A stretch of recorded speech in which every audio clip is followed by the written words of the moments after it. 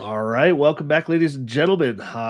This week starts kind of planning for 2026 for me. Holidays are coming up, everything's kind of winding down a little bit, and we're going to talk about kind of how marketing is changing, between the paid ads, content marketing, all the social, organic stuff out there, and kind of what's been working lately and what our plans are coming up for 2026. And I've sat down and kind of mapped out my roadmap for 2026, which I'm going to share with you guys. But first, Eric, morning. How you doing, man? Really good. How are you doing? Doing good. Doing good. I don't- I always love this time of year. I feel like I'm on the tail end, right, of closing out, deals and stuff like that. I'm not hyper focused on like grind it out. And I know a lot of agents still are. So to each their own. I've had a solid year, and so I have no issues with working the ebb and flow of how deals come. And yeah, I start my planning for 2026 this time of year. 2025 already crushed my goals there, which was amazing. And so yeah, just thinking to the future. Where do you find yourself in this time of year? I know it's kind of a funky time. What do you like to do come October, November of this It's year? counterintuitive, but this time of year is always the hardest time of year for me because of trying to keep crews busy. And so every time this time of year, it's the slowest season in real estate, which is actually more stressful and shittier for me because I'm trying to find a remodel job here or there just to keep guys busy. Not every year, but most years. Like Yeah. I gotta go pick up a contractor job here and there to keep the guys busy, waiting for the next listing to come in. Yep, totally. So Yeah. with your crews, what why do you need to keep them busy? Why don't you just why aren't they working for other people right now? Yeah. So I don't have to, right? But the way that you keep getting good pricing and be able to make more money on the deals you do get is by keeping your guys happy and busy so they don't have to. It's kind of part of the trade-off, right? Like if Yeah. you're going to always keep them, they don't have to worry about where their next job's at. If you take that stress off of their shoulders, then they're going to work for you for less money than Yeah. somebody else where they're just going to do a job here or there and they got downtime between jobs and that Yeah. kind of thing. So Yeah. right Totally. now they're remodeling a house for a college buddy of mine. So I'm not Yep. dealing with that right now. Yeah. Finding him a spot. I got him a spot. Yeah, But no, it's a tricky balance with crews for sure. So good deal. Well, marketing world lately, last few weeks, let's start with the pay per click, which has been our bread and butter for the last 10, 15 years. How have you been feeling about the pay per lead options out there right now? I think that the market has completely changed. Especially, it's been a slow progression over the last, I'd say, year and a half, Yeah. but particularly over the last 6 months, it's really there's kind of a new normal that's set in, and I think it's going to stay here until rates come down because buyers are not in a huge hurry to buy and sellers are not in a huge hurry to sell. And particularly over the last month or so, there's the sentiment amongst most people, I think in the general public, have it in the back of their mind that maybe we're about to go through another crash like 2008. I think I hear the word recession a lot. Yeah. And I think it's not scaring sellers because they have low rates locked in for the most part. So it's not like, oh man, gosh, I got to sell because the recession's coming. They're not feeling Yeah. that way. They're like, well, I have to get a great deal in the next house with these high rates to make this work. So I'm just not that motivated. Yeah. And buyers aren't that motivated because they just want to wait and see what happens. So Yeah. because of that dynamic shift, it's completely changed the pay-per-click marketing game. Before, you got a lead from pay-per-click and they were ready to go. In fact, these were way hotter leads. Not all of them, but majority of Yeah. them, they want to sell their house. Right? So it was kind of the trade-off. Like, I'm going to pay for this lead, but now I have a seller who wants to sell. Yep. And, that's a lot different than if you're paying for some contact information for cold outreach to try to, you don't have to work the leads as hard, or haven't had to in the past, but now you do. Yeah. Yeah, totally. How much do you think like the iBuyer world has changed like 10 years ago, right? When there was no Open Door and Zillow buying and stuff like that. Like we were not a novelty, but we were outliers, right? And oh, wait, I can. It was like people discovering like, ooh, there are big investors out there who will just buy my house without going to the market. Then you've got Open Door coming in, Zillow, Redfin tried it for a bit.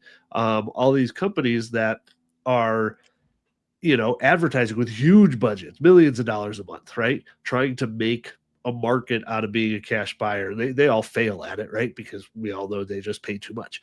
And it's a flawed business model.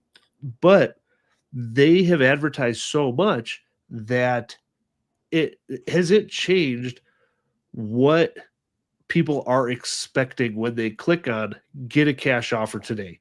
Do you think most of them aren't actually looking for a solution anymore? They just want their like pie in the sky, like crazy number. Are they comparing it to what a home evaluation used to be? Like 20 years ago, a home evaluation was like cool, Yeah. right? 15 years ago was cool. Yep. And so is it just a home is the cash offer today because of them, like the home evaluation, is 5 years ago? Yeah. That's exactly it. You just nailed it. That's exactly how I feel with someone raises their hand and says, I want a cash offer. It probably is not because they want to sell their house. They just want to know what your cash offer is going to be, unless it happens to be super high. Like, if you'll give them a 2022, 2023 price on the market, but in cash right now, then sure, they'll sell. Otherwise, but how many people have we still gone to them with knowing they were just BSing us, right? They go, sure, yeah, I'll give you $1 million. Like, when can I come by? And then they still ghost you, and they still, beat around the bush. And you're like, okay, you're not actually looking to sell. So yeah, I don't want to get too much off on a tangent, or worse yet, like the guy I met last week that I'd be like last Thursday, who wasn't actually the homeowner and was like, oh yeah, like I know the power's turned off, and he's like just a crackhead, thinks I'm going to give him a check or something. Yep. Was trying to scam me. Yep. Anyway. Totally. Yeah. It's interesting. The market isn't hurting enough. Interest rates are low enough. People have enough equity where we just don't have the motivated seller for the most part. Wow. Like we've gone through a lot of them in the last couple of years, right? And most people out there just kind of treading water. And so if they don't get there, I mean, how many times have you heard in the last year, like, oh, well, I'm not going to get my price, so I'm just going to pull it off the market. Or, well, I'm losing 150, 200 grand compared to what everything else is selling for. And so I'm not going to sell it, right? And so if you have that option, like, why are you selling in the first place? That's what I don't get. People sell their house because they have to generally, but I feel like we've got a third of the market is just like vapor market. Like, it's not a real seller, like sitting there. There's no motivation behind it. Like, yeah, if I can downsize, I will, but I'm not going to take less than 2022 pricing, right? Like, okay, like that's a very big reality. So it's about relationships, and having to build those up. And yeah, dude, it takes some grinding out and time with a lot of people to nurture them to the point where, all right, it's time. I mean, just this morning, had a lead reach out from 6 months ago. That's literally like, hey, all right, it's time for me to sell my house now. You around the beginning of this next week? Like, just straight up out of the blue. Not quite out of the blue, and we'll go over that and our systems in place to make sure we're staying in touch with everybody. But that's great. I didn't have to grind out 4 hours of cold calling to set up a meeting for a seller. I just had to. And this meeting is like, worth 20 times more than the meeting you would have had that you got from grinding it out 4 hours. 100%. Like, I have a 1 in 2.6% chance, or one out of 2.6 meetings I close, and this will be one of them, right? Mhm. So this will be in that mix. But that gets on No, to go we ahead. should preface all this with one thing though. Like our experience, our firsthand experience is in Denver, Colorado, the Denver metro area. And it is probably similar to the rest of the US, but it's not necessarily the same. And I feel like our swings high and low Yeah. are more dramatic than most of the US. So when things were hot, they were really hot here. And now that they're cooling off even more here. Um, Yeah. so I think what we're saying is probably not as drastic in some other markets. Yeah, for sure. And I think Austin falls in that, Seattle, San Francisco, some of the ESA DC, right? Some of the more extreme like appreciation markets, we definitely fall into. Florida is a beast of its own. Um, we just don't even try to compare Florida to anything. So on the other end of pay-per-click stuff, which has been a struggle. So we're still paying for them, but you still got to grind it out with these people, right? Like, don't expect the majority of your deals to be happening within the first week of a lead reaching out to you anymore. The other side is, well, you got to build a machine in content to continue to stay relevant. And I think it's going more and more and more that direction as everything else changes. The only thing you own at the end of the day is what you've produced content wise. And I know you've hopped on that train, and it might take you a while to build there, 6 months to 2 years sort of deal. But that's the only thing that's kept me afloat. Like, not the only thing, but it's a big part of what's helped me have kind Well, of a breakthrough year here. I don't think it's going to take me 6 months to 2 years. I'm like into it. I don't know, 8 weeks of like really trying, and Yep. I mean, I had over 50 hours of view time last week. Yeah. I had 1,900 views and then 1,200 views. So I think if you tackle it right, you can really shorten that learning curve. But that's it.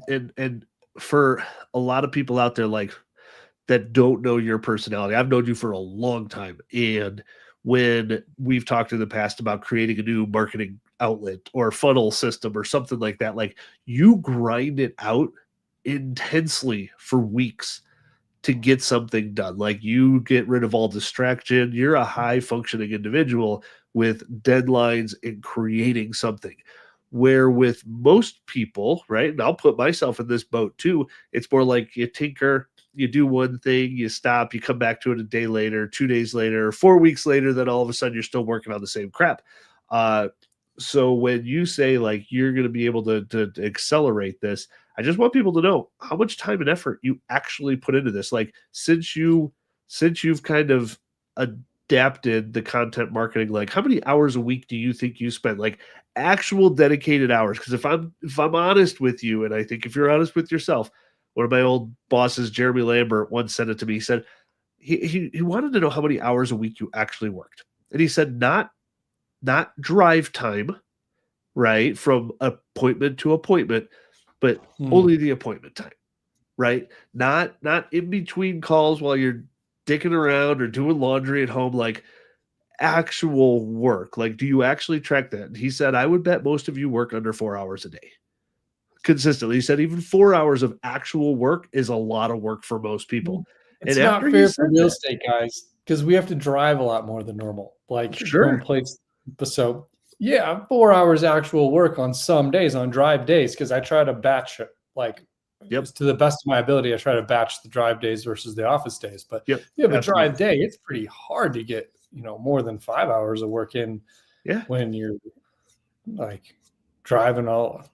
totally. Maybe it's because Unless I you're calling in between, right? Unless you're yeah. like, that's where, like, I was like, oh Well, my god. does that It- count? well, totally. If you're calling while driving, yep, 100%. Like, that's work. That's Okay. doubling up Well, on it. that changes a lot. Totally. But But most people wouldn't, right? And so it just starting to track like what I do, and that's when I started to track all the calls I make and meetings and all that stuff.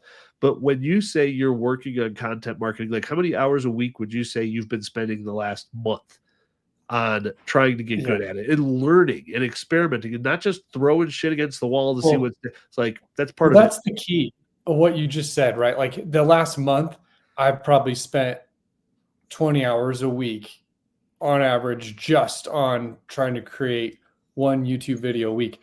Yeah. But it's not on the video creation. I actually got my last video created in less than 2 hours, but and the video before that. It's all the time into learning what I did wrong and how I need to fix it, and like how to perfect the thumbnail and what the right title is, what tech to use, and how, like the learning is 18 of those 20 hours a week. And then the execution of the video itself is probably 2 hours. I foresee when I get this dialed in all the way, I'm probably going to be spending 2 hours a week on YouTube videos. Yep. Now, see, I'm in the other camp of, well, shoot, if you're spending 20 hours a week now and you're learning and you're getting better, why not just, once you're really good, spend 20 hours a week and accelerating the growth and making enough to where, and I'll be honest with you, right? We've never really had this conversation, but like on the buy side, like I want it to be where I have too many buyers. So I can be calling up our other agents and being like, hey, buddy, I got a good one for you. Split it 50-50 with you, right? And to create, because in business in general, the people who make the most are the ones who generate the business, right? They're the most valuable piece in that organization are the lead generators, right? You're the top of the funnel. You're the marketer. Sure, you've got the CEOs doing big planning and stuff like that, but we all know at the end of the day, like Gary Vaynerchuk, Alex Hormozi, Grant Cardone, like, and Grant Cardone, sorry for putting him in the mix because I think he's somewhat of a scam, but he's an incredible marketer. You can't get around that fact. And that's what these people are. And if I'm honest with myself, that's what I love more than anything is marketing versus real estate. Real estate is just the channel to help us get paid. It's the biggest ticket item you can have. And like the ROI is incredible once you have the machine built. So right now, what are you working on with your content marketing and how? Let's tie it back into the pay-per-click stuff, because this lady who reached out this morning, part of that was due to your efforts. From pay-per-click, probably. She was pay-per-click originally. That was 6 months ago, though. So in the meantime, what have you been doing to keep her in the loop? Yeah. So this is where pay-per-click I used to think there was no reason to have a YouTube channel to do content marketing at all. I thought it was a waste. I still think I was right, and it was a waste just a year and a half ago. I think that the time and effort you have to put in was just not a good use of resources, that you should just run paid ads. Then you could get all your business off the paid ads, and it would streamline the whole process, right? You spend X amount, lead comes in, close 1 in 20. Now you got a deal. Like you just, it was great, like an engine, right? But that changed because now you have the leads coming in. You're not closing 1 in 20. So 1 in like 80 instead of 1 in 20 because the leads are not motivated. So you're paying the same amount and you're not getting, it's not a good use of funds. So now that has changed, I think the content marketing is much better because with the paid marketing, I shouldn't say better. They're equal now, and before they weren't equal. But the content marketing, you're going to spend a lot of time learning, perfecting, creating videos, putting them out there.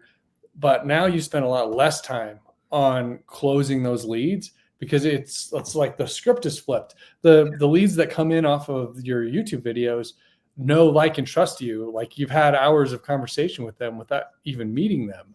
So it's like the same engine that's bringing in the lead is also doing a lot of your relationship building for you. Whereas with the cold lead, you have to spend hours and hours following up with them for months now. And all of it will come home to roost if interest rates drop and transactions pick up. But in the meantime, the YouTube channel is definitely, in my opinion, a must-have. It's like if you're doing the paid advertising, you should also be doing the YouTube channel because now you can use the YouTube channel to send out weekly emails so that you can re-engage the paid traffic. Yep. More than just cold calling and messaging. Totally.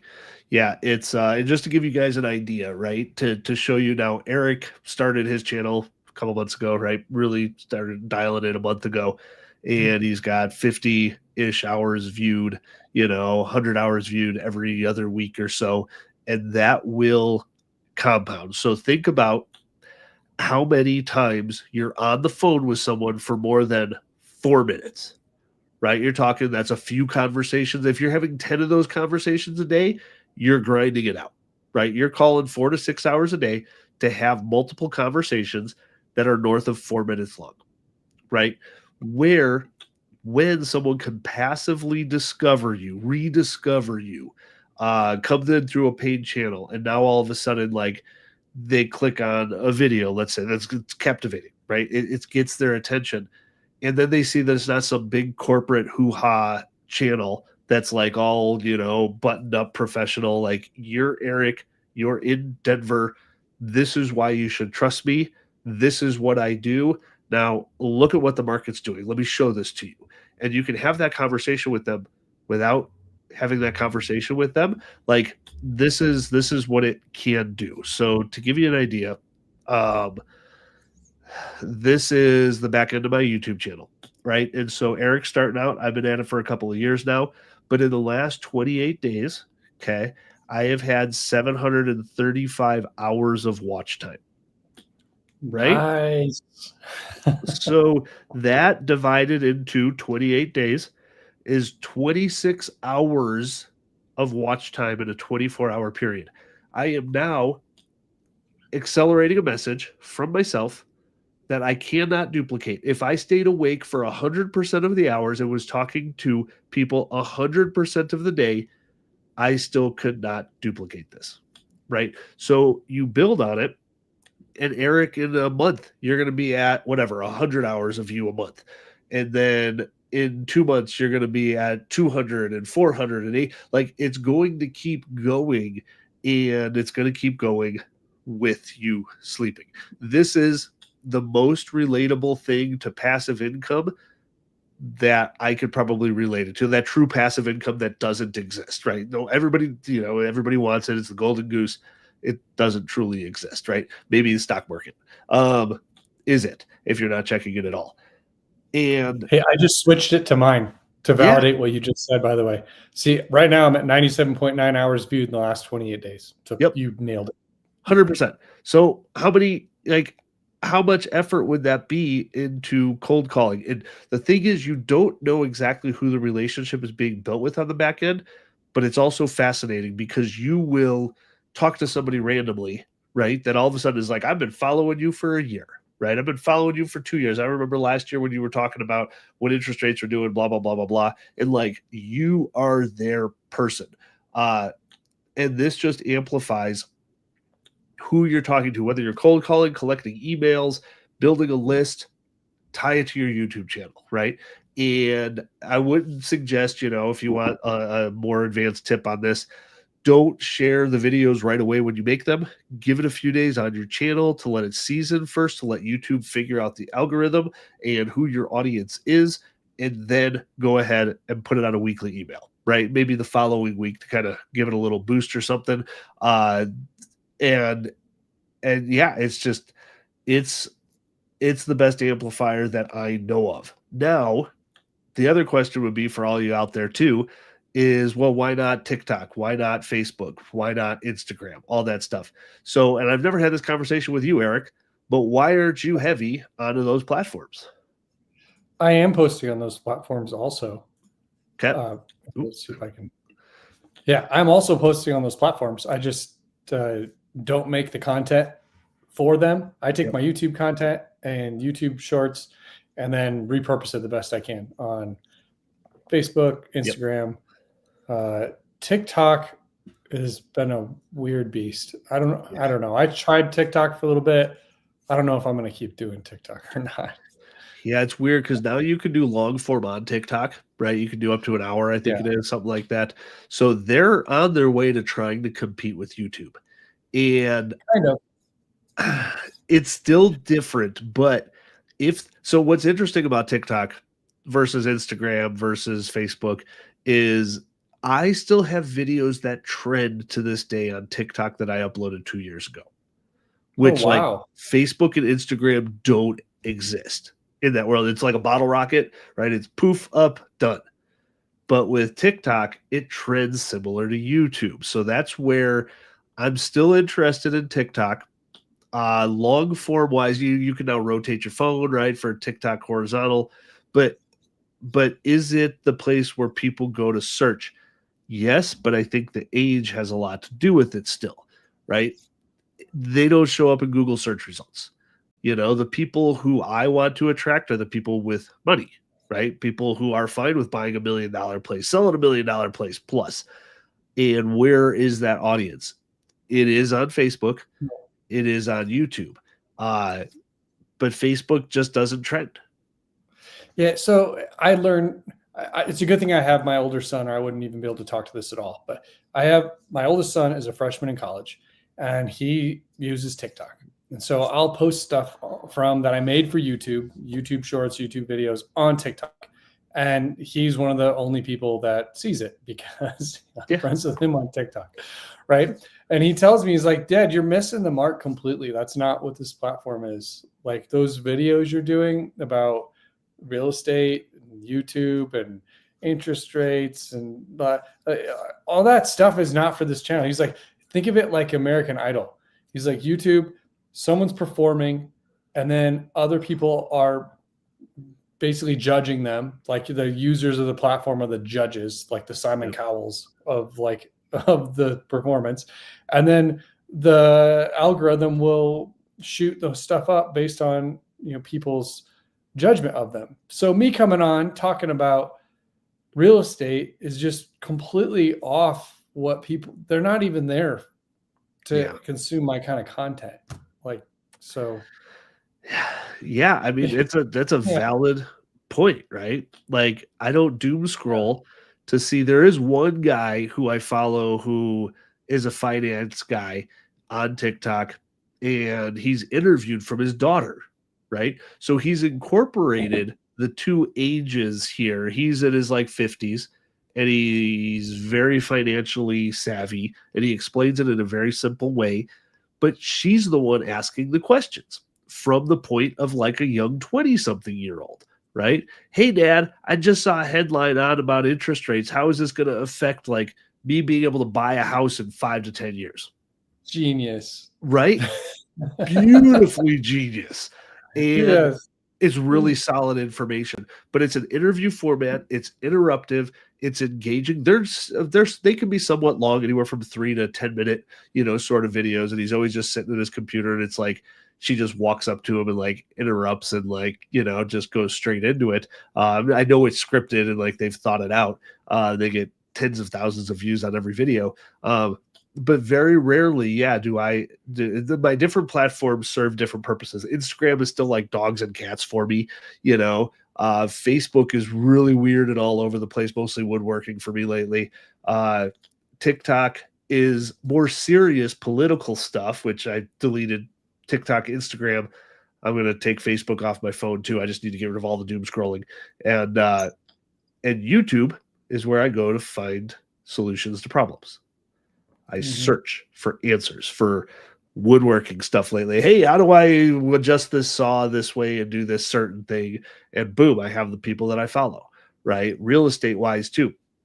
Looking up what real estate agents, what are we struggling with? Market updates from other people. Like I go there with intent, and which is why I still think YouTube is the king when it comes to content marketing. All the shorts and stuff, dude. Stories, all that stuff. It just gets lost on me. I think you have to be very dedicated to that format in order for it to work. I think videos have to be very specific and with intention on a short form and done the same way on YouTube, except YouTube videos 10, 15 minutes long.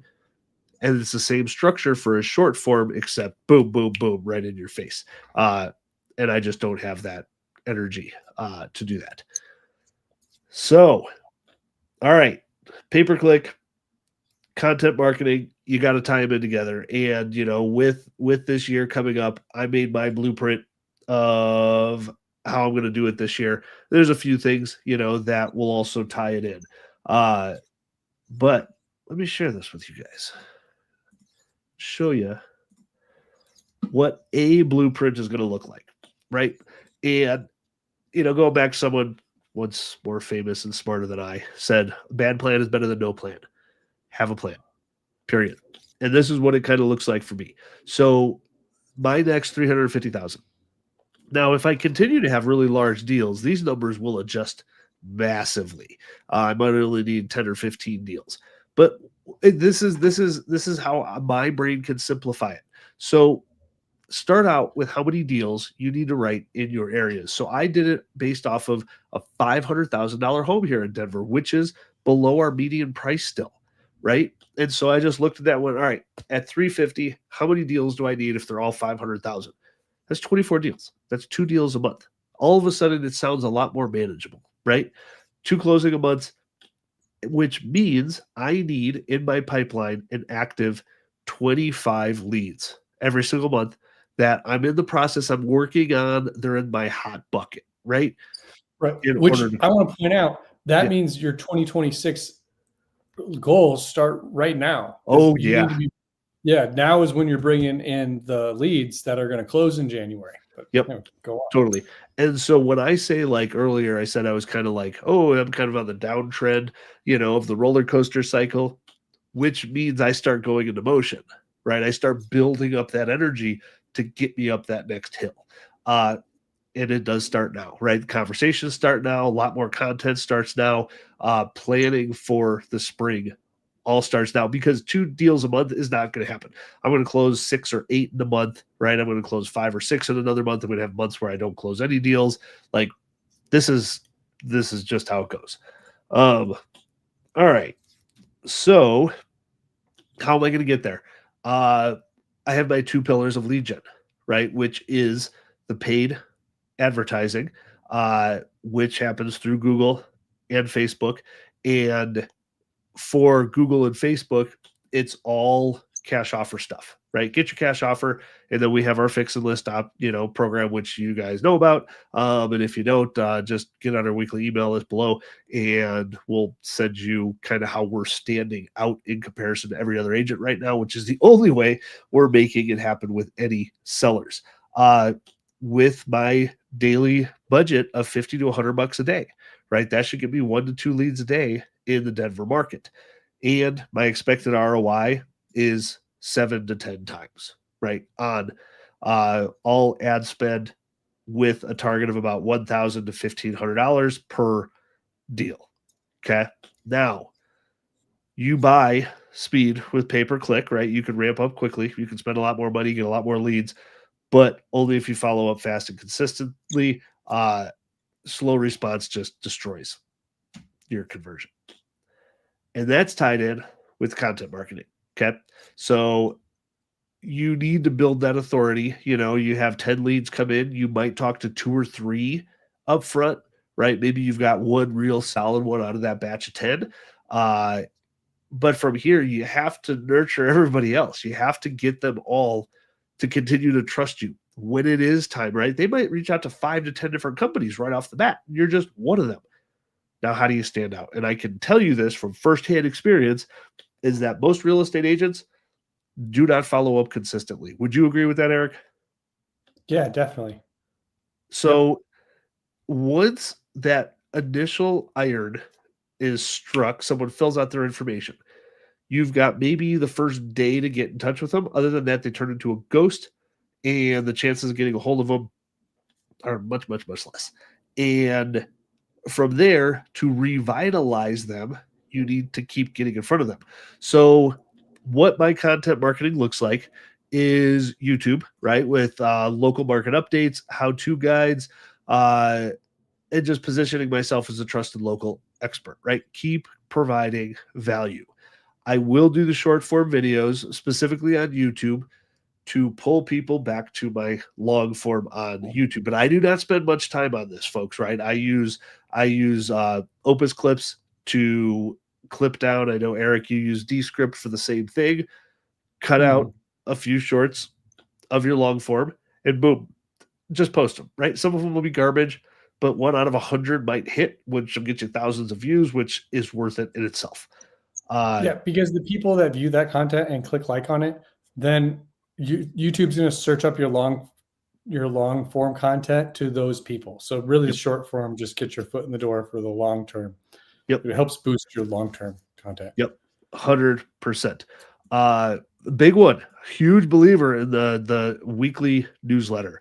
I was just on a Facebook group with, I don't know, lab coat agents or something, hundreds of thousands of agents, and someone wanting to hire out a VA to do their weekly email because they didn't want to waste their time and blah, blah, blah, because no one reads my emails and blah, blah, blah, blah, blah. All right, folks, I'll show it to you right now. If you want to see if your weekly email is worth it, let me show you. Let me see if this is worth spending 30 minutes to an hour of your time. So these are all my weekly email plans that go out.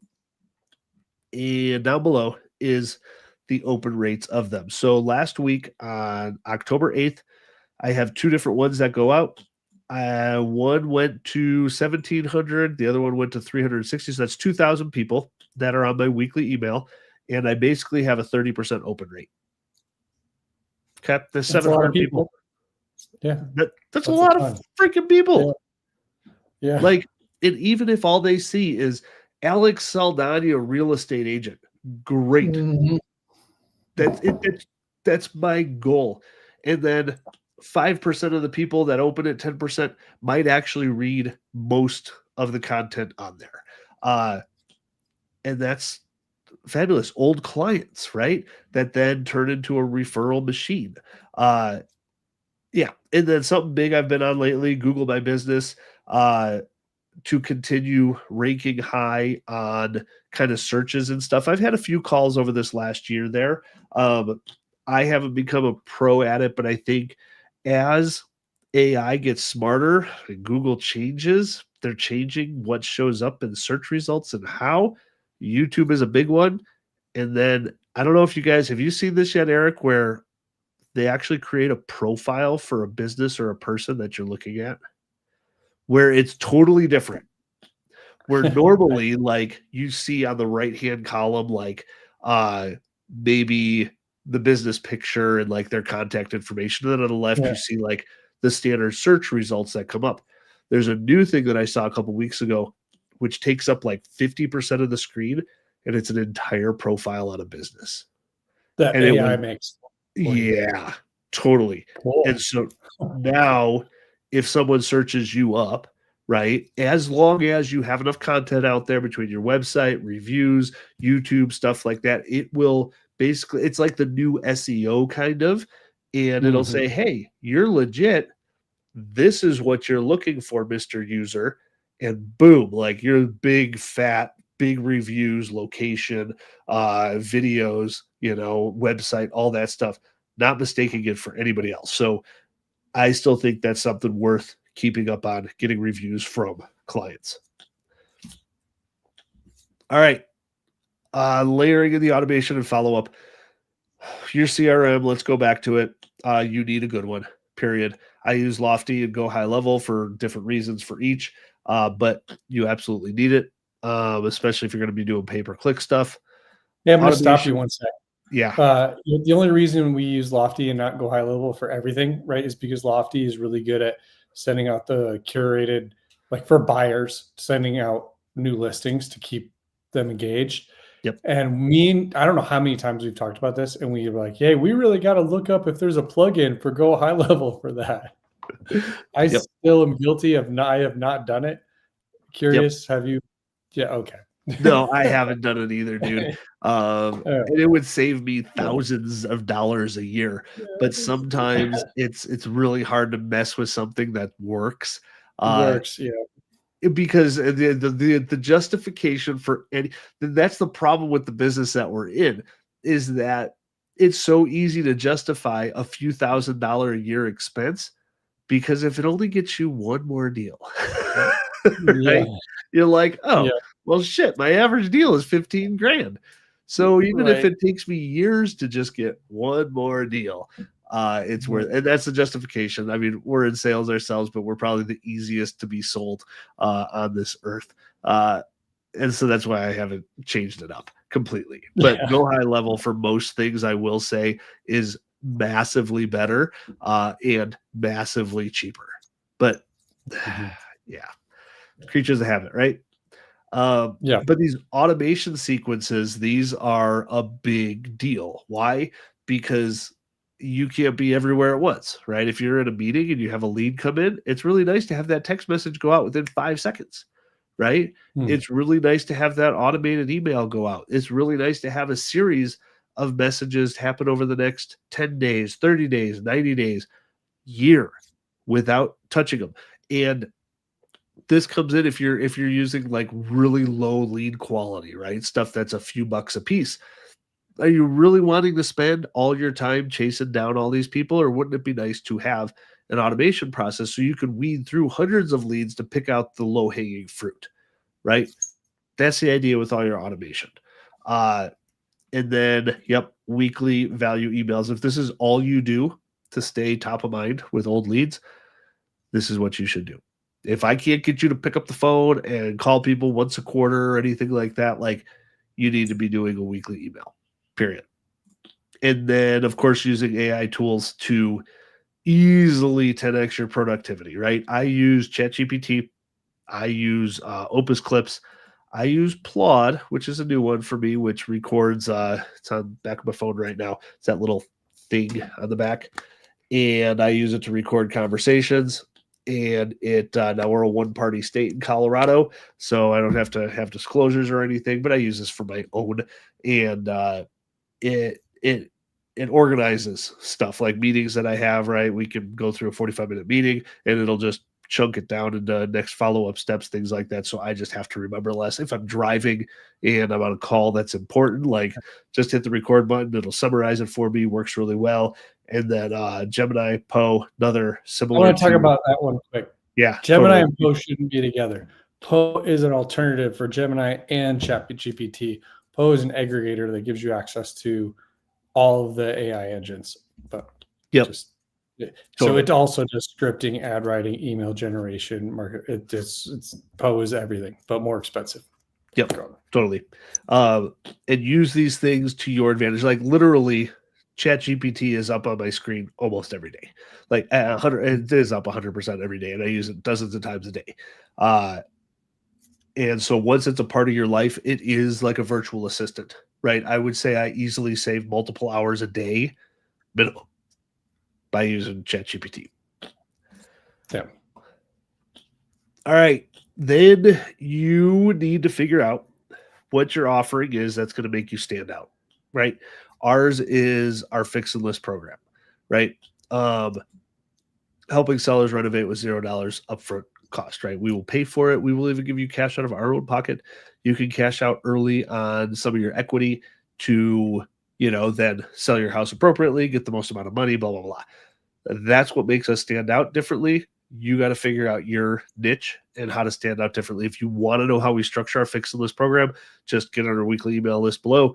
Shoot us an email. We'll send you exactly how we structure all of it. The cash offer program, right? It's what attracts leads, period. Don't think you're smarter and, going to be able to be this creative genius and figure out how to get motivated sellers. The only thing they want is a cash offer. They want to solve their problems. Just do that. That's what I'm going to be doing. Buy before you sell. This is just another program out there that you can help convert, downsizing buyers, move up buyers to be able to buy before you sell, get a lender involved. Like you have to be able to be creative in this market to solve people's problems, because if you're not, then someone else will get the deal. Period. All right. And Yeah. then, I mean, there's a lot of agents out there and we're all starving and everyone's going to, you have to have more than just cutting your commission, which I don't recommend you do anyway, but someone else is going to show up. And if you're just a real estate agent, like all the rest of them, then the only thing you really have to bring to the table is like trying to sell them that somehow you're going to magically be better. Yep. And so maybe that's videos that you create, some marketing edges that you can use. That even isn't good enough. You need to have all of it. You need to have a better offer, fix and list, the buy before you sell, and you do fancy videos for marketing and spend money to drive pay-per-click buyers in, like everything you could think of to try to survive and get deals in this market. But go on. Yeah, 100%. Like, you can't screw around. You have to figure that out. If you don't have it figured out, reach out to us. We'll help you figure out your shtick, because everybody has something they can offer with their own experience that makes them better than other people. And now you just have to get that message to resonate with your potential clients. And then you got to track your stuff, ladies and gentlemen. Like, what gets measured gets managed. And you need to be tracking your number of leads, number of phone calls, number of meetings set, everything, your cost per lead, how many meetings until you get a deal, everything you should be tracking, period. I fell off the wagon lately on my weight loss goals, and I was like, you know what? What did I stop doing? I stopped tracking everything. I stopped tracking what I was eating. I stopped tracking my workouts. I stopped tracking my water intake. Was that the magic thing that made it all together?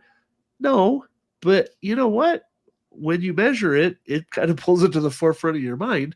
So when you're having a bad day and you're not making calls. I can show you my exact numbers and what happens with my lead flow and what happens with my deals getting closed. Like, if we were to go on to 2025 here right now, we can see, like, beginning of the year, boom, hundreds of calls every month, meetings set 9, 7, 7, 4, 4, meetings attended 6, 6, 6, 3, 4, 8, 2, 1.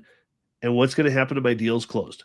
My deals closed are going to fall off the map because I'm not doing all the other things to continue that trend up until now. And then I'll start on the upswing again. Track all your stuff, and you'll be amazed at how much more productive you are. When you're in this too, when you're gonna fall off sometimes, just because you have so many deals from, like, when you have nothing and you're starting, you have tons of time to call and lead gen, and then that translates to a bunch of deals.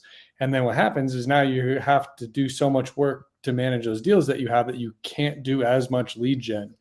And while you should fight against that and try to still do the lead gen, there's only so many hours in the day.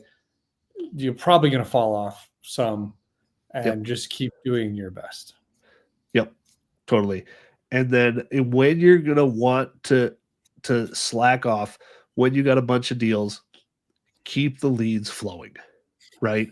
Keep reinvesting. You close a deal, you make 12 grand, 15, 20 grand, dump into more leads. Right?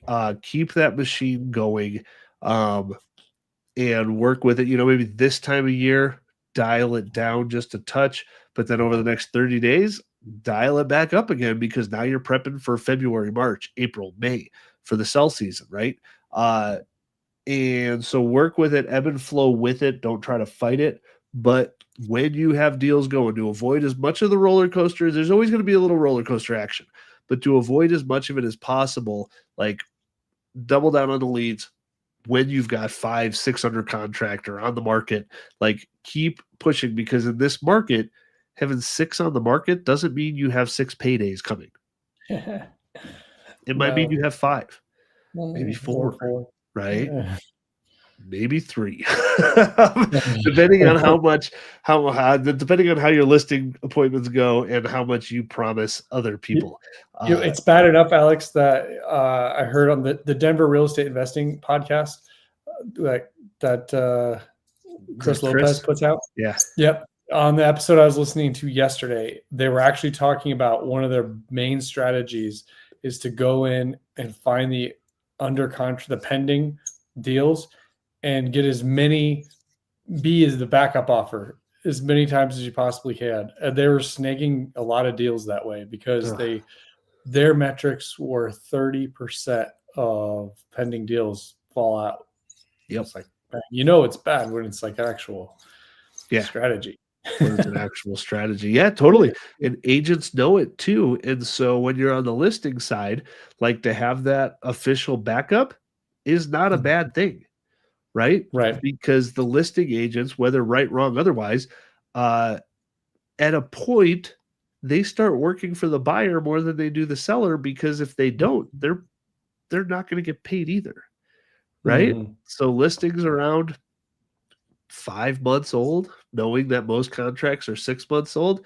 If you're an investor, yeah, it's not a bad idea to take your swing. Just see what happens. 100 grand under asking, well, it's the best we're looking at. Let me bring it to the seller and see if they're there yet, right? And I mean, shoot, earlier this year on my commercial deal, started at $1 million, closed at 7.25. Right? Like it sucks. We knew we were overpriced out of the gate, and I warned them about it, blah, blah, blah, blah, blah. But we've had some sticky deals lately, and sometimes that's what you have to do to make a deal stick and take that uncomfortable ride with them. When you have a strong enough relationship, when like from the get-go, I told you this would be the price, and we're getting close to it, and it's been 4 months later. This is what I told you was going to happen, but we were going to take the, shoot for the sky, and it didn't work. So sorry, it's easy to become more emotionless when you just told them the truth right out of the gate and they still wanted to work with you, right? Just set the expectations. Expectations are everything right now. Mhm. So, all right, folks. Along those lines, expectations is a perfect segue into something I wanted to make sure we got in on this. Yeah. About planning for 2026. Me and you are probably going to slightly disagree on this one, but the way I'm looking at 2026, I see no mortgage rate reductions coming. I think mortgage rates are going to remain high, and I think it's going to continue to be a battle to get deals, and it's going to be more of the same. And so I would advise somebody that was a new agent to have the expectation that they have to fight for every deal, and you better start doing it now. And it's not going to get easier. And we don't have the Fed coming to the rescue to lower rates. And the reason we don't is because Trump was unable to take control of the Fed, which you won't hear them talk about that in the media, but he was trying to replace Lisa Cook, and it didn't work. There's a lawsuit still happening. Yes, maybe he'll get it replaced. The soonest it possibly could happen would be a full year from now, right? Yeah. So a full year from now, with rates exactly how they are, we are going to see a correction. I don't know how much of a correction, but there will be a correction before that happens. And we're going to need to see a pretty big correction before the current Fed governor boards vote to start QE and artificially lowering interest rates. It would have to be something maybe not as bad as 2008, but similar, where they feel like they now have to juice the market because it's in close to free fall before they're going to go in and artificially lower those mortgage rates. And those mortgage rates are not going to come down on their own without being artificially lowered, because growth and inflation expectations are low. People are thinking, both the general public and big businesses are thinking recession. So I think planning for 2026, you should plan on it being a grind, more of the same. Correct. And I don't agree with that last statement. But the other stuff we'll disagree a little bit on. I think we'll hit high fives. Then I think it'll be enough to spark. I think transactions will pick up. I think transactions will be up. Here's my prediction. It has nothing to do with price. Forget price for a second, because we're all tied into prices. And, oh, you real estate agents said prices are going down, you're going out of business. Fuck that. Dude, there's transactions happening every single day. You're either a part of them or you're not. Doesn't matter what the price is. If the whole median price of the country goes down by 10%, okay, so I'm getting paid 10% less on the same transactions. Great. I don't give a shit. I'll just do more transactions. But I think we're actually going to see transactions pick up. I don't think we're going to see prices pick up, though. But I think we'll see 10 to 15% more transactions in 2026 than we have in 2025. And so I think. But what do you think is going to happen to prices? I think they'll stay mostly flat. But I think so. I think the median price, the more I've tracked this over the last few years, that because I've tracked it closer than we ever have because we feel different things on the street than we do by the median price because the median price in Denver is up year over year. Does it feel like that? God, no, it doesn't. It feels like we're down 15, 20% year over year, or at least over the last 2 years.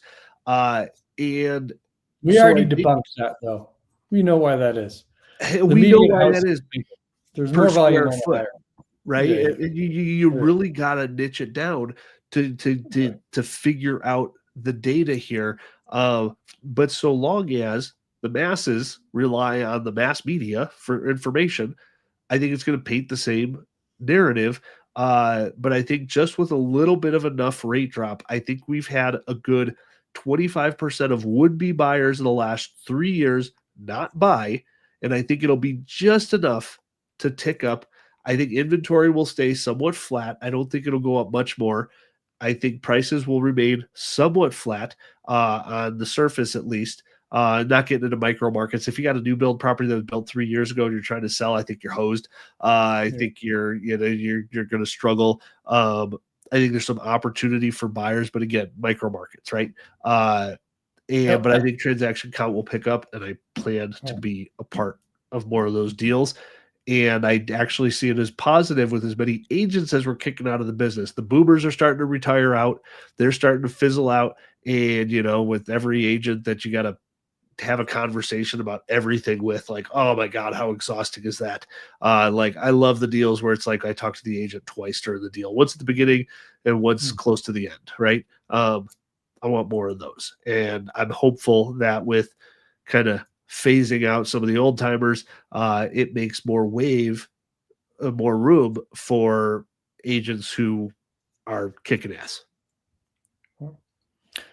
When I got to ask you this question, because that comes into the house value thing. We're constantly getting new leads in, new buyers, new sellers, looking at deals. When's the last time you saw a house that was purchased in 2026? Or sorry, 2023.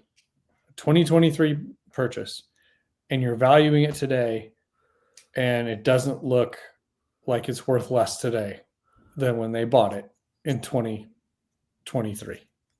I think so asking price and what the perceived value is different than what it's going to close like for. A seller lead, right? And maybe I work with a lot more seller leads, so maybe that's very rarely in some neighborhoods. There's Congress Park is a perfect one, right? Like, it's this weird anomaly there that, like, dude, they're legitimately up in all categories over the last few years, like 10 to 15% every single year. But it's a neighborhood of like 800 homes, right? There's some pockets around Littleton, Ken Carroll area where just nothing sells, right? And so it's a premium product when it does finally hit the market because there's way more buyers than there ever will be sellers because they're generational homes. But like, I can think of maybe one over the last year and a half that I've seen that I'm actually like, oh, they can actually like break even. So, maybe. Right. Maybe, and that depends on what the offers are that come in, right? And that's just at a glance, like looking at it, like, oh, they're not totally hosed. About one. Right. Yeah. Right. Yeah. No. So something's off there. I'm just saying. I know the data says whatever it does, but I can think of tons of different properties that I've looked at where they bought it in 2023 and they're just hosed now, and you're like, oh man, you're upside down. Totally. But I think that data will stay similar. Like, I don't think it's going to continue to flush, right? And no matter how micro we look at it, I think we've already made the 20% plus move in a lot of areas. I know we have. Hell, I know we've made a 30% plus move in some areas here in Denver when you dig into the data. But I don't think it's going to go another 15 to 20% for those areas. Next to anything major happening, next to anything major happening, I think we're on a similar trend where we've been for the last year and a half or so, just kind of hovering. Some people, it sucks for more than others, but not great for anybody. But I think we're gonna hit this over boiling point where millennials are the biggest pool of buyers, and their parents are kicking the bucket, and they're actually getting some money, And so they're going to be buying houses with it, hoping that the trend keeps up because they saw their parents become millionaires just based off of the house that they owned. And so I think we see a little bit of a surge from that, as well as baby boomers kicking the bucket and selling their properties that are too big or the big mansions and all that. So I just think we see an increase in activity, but not so much. I think pricing will still struggle for a lot of people. Cool. But that's my take. I could be wrong. 50-50 chance. Boom. So awesome. All right, ladies and gentlemen, again, if you need anything, reach out. Link in the description below. Feel free, get in touch with us. And until next week.